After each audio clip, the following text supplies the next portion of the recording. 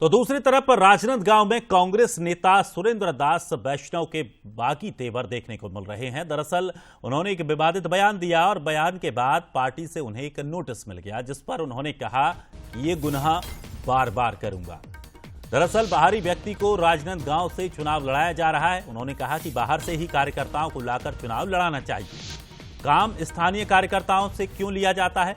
सुरेंद्र वैष्णव ने मंच से भूपेश के सामने नाराजगी भी जताई थी और 5 साल में कार्यकर्ता का सम्मान नहीं करने के आरोप मंच पर ही सुरेंद्र ने भूपेश बघेल पर लगाए थे। क्या कुछ कहा था वो भी सुन लीजिए, आपको वो भी सुना दीजिए। बहुत दुखी मन से मैं आज मन से बात करत हूँ। आदरणीय बैठे बहुत संघर्ष करे हो। अभी अमर जैन साहब कहा तरी से जब सत्ता निरी से तो दाऊ जी अकेला सब ललकारा तरी से कहा तरी से नहीं अध्यक्ष जी मोर मन के तुझा है। अब आखिर बात में आप लोग क्यों गाय 5 साल बहुत सारे नेता बन के हमन चिंतन करें मनन करें कोनो मन गेरे हो जी मनन चिंतन करे बर कोई बुलारिन का चिंतन मनन करे बर एवं कमरस में बैठ के चिंतन मनन लगा डर थे कावा हरन आप मैं ये बात कभी स्वीकार करता हूँ डंके चोट पे की थो।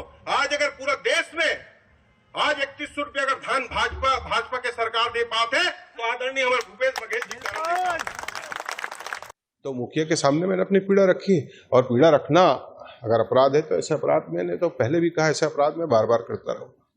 तो मुखिया के सामने मैंने अपनी पीड़ा रखी और पीड़ा रखना अगर अपराध है तो ऐसे अपराध मैंने तो पहले भी कहा ऐसे अपराध मैं बार बार करता रहूं। वैष्णव को कि किस तरह से उन्होंने बयान दिया था और बयान देने के बाद जब उन्हें नोटिस दिया गया तो उन्होंने साफ तौर पर ये फिर से कहा है कि अगर इस तरह से कुछ होता है तो बार बार इस तरह की गलती वो करेंगे और करना चाहेंगे, क्योंकि वो अपनी बात रखना चाहते थे। चलिए, अधिक जानकारी के लिए हमारे साथ हमारे सहयोगी गौरव शुक्ला हमारे साथ जुड़ गए हैं। गौरव, जिस तरह से सुरेंद्र वैष्णव ने मंच से भूपेश बघेल के सामने नाराजगी जताई, उसको लेकर अब उन्हें नोटिस भेजा गया है। अब उन्होंने साफ तौर पर कहा है कि इस तरह का जो गुनाह है, इस तरह की गलती है, वो बार बार करने को तैयार हैं।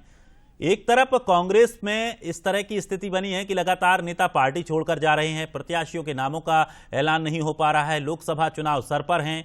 इस तरह की जो अंदर जो चल रहा है सिस्टम कि आपसी जो नेता हैं वो ही बड़े सीनियर नेताओं पर आरोप लगा रहे हैं, किस तरह से अब इसे लेकर देखा जा रहा है और कैसे इसे समझें?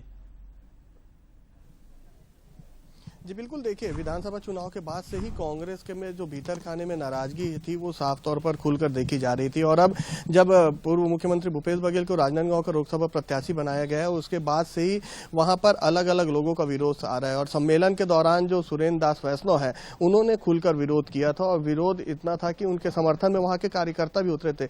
और कहीं ना कहीं उन्हें जब नोटिस दी गई और उस नोटिस के बाद से उनके तेवर और उग्र हो गए हैं। कल उन्होंने पीसीसी को एक पत्र लिखा है और भूपेश बघेल को राजनांदगांव से लोकसभा चुनाव न लड़ाने की बात कही और साफ तौर पर उन्होंने ये कहा है कि यदि वो ये गुनाह है अपनी बातें रखना तो वो इस तरीके का गुनाह बार बार करेंगे। तो कुल मिलाकर ये कहा जा सकता है कि विरोध के स्वर अब और तेज होते जा रहे हैं, खासकर ऐसे लोकसभा क्षेत्रों में जहां पर कांग्रेस की पकड़ अच्छी मानी जा रही थी। राजनांदगांव में भूपेश बघेल की स्थिति ठीक मानी जा रही थी। वहां इस समय में यदि इस तरीके के विरोध होता है और पार्टी के कार्यकर्ता नाराजगी जताते हैं तो कहीं ना कहीं इसका असर जो है वो देखने को भी मिलेगा और साफ तौर पर विरोध के स्वर जो है वहां पर से तेज होते नजर आ रहे हैं। जी निश्चित तौर पर, और बीजेपी इस मौके को बिल्कुल भी नहीं छोड़ेगी। बीजेपी पूरी तरह से इस मौके को लपक भी रही है और इस पूरे मामले को लेकर वो भुनाती हुई भी नजर आ रही है और निश्चित तौर पर भूपेश बघेल के लिए एक बड़ी चुनौती खड़ी हो रही है। शुक्रिया हमारे साथ जुड़ने के लिए। इधर